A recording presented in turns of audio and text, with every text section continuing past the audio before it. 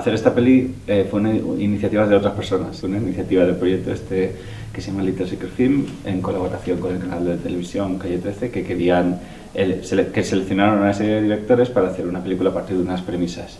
Y fueron esas propias premisas las que de alguna forma decidieron o iniciaron lo que luego sería el argumento de la película. Desde que empezó el rodaje, a José Luis le gusta cada día más lo de ser director de cine.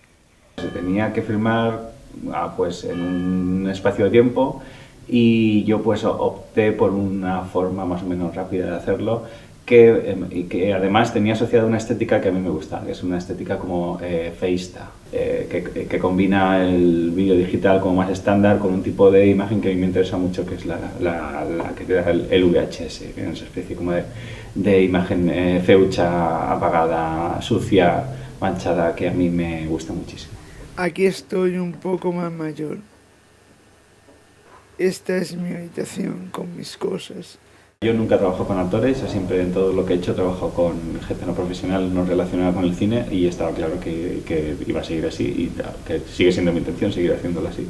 Entonces es todo gente de mi familia y amigos. Dirigir a gente no profesional, gente no relacionada con el cine, en principio no es más sencillo que dirigir a actores, pero a cambio ellos me dan algo que me gusta más que lo que me puede dar un actor, cierta naturalidad, cierta vida, tal.